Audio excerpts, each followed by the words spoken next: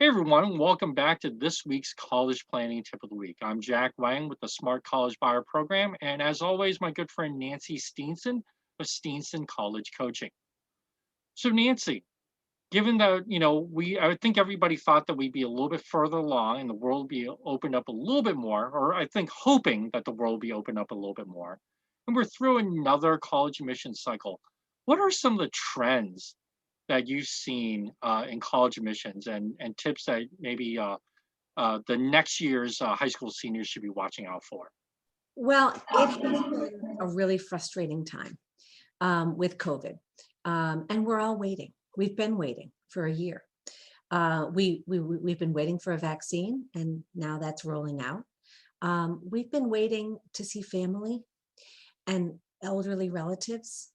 We've been waiting to travel again, to take a family vacation, right? We're all hoping to get back to those kinds of things.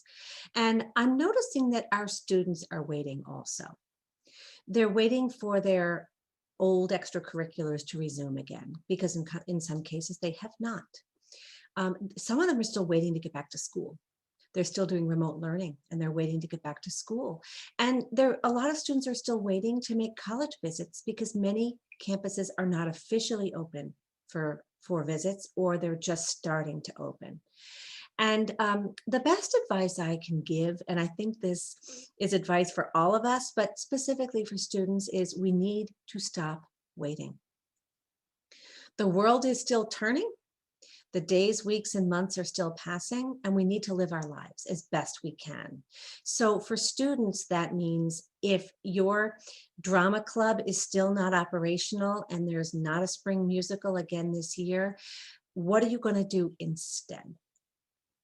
Right? If your clubs and activities that you used to do a year or 2 years ago are still non-existent, what can you do to to improve yourself or improve your community? We need to start looking at extracurriculars through a different lens. As far as school and academics, a lot of students are telling me, well, algebra is just so hard when it's remote, or it's really hard to pay attention on Zoom. And I understand that, and it's all very true, but we must stop waiting for school to get back in person before you can start succeeding academically. You still need to do the best you can. If that means going for extra help, if that means getting some tutoring, if that means putting more time in, it's hard. I understand it's hard, but you still need to focus on your grades and do the best you can. And then also with college visits, a lot of campuses have not been open for students, never mind visitors. And the ones that have opened up for visits so far really were opening up for seniors who had been accepted. And so kids really need to engage with virtual visits. They need to go on the websites.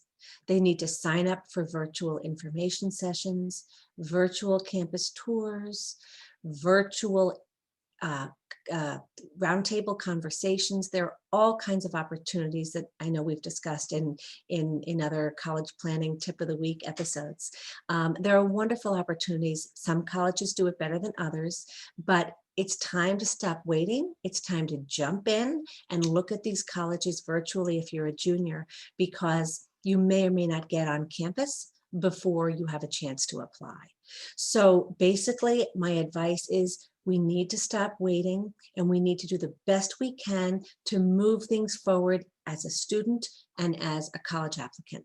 Those are great tips because time doesn't stand still. So got to get a move on. Awesome. Thank you, Nancy. And thank you, everyone, for watching this week's College Playing Tip of the Week. Everyone stay safe, stay healthy, and we'll see you next time. Take care.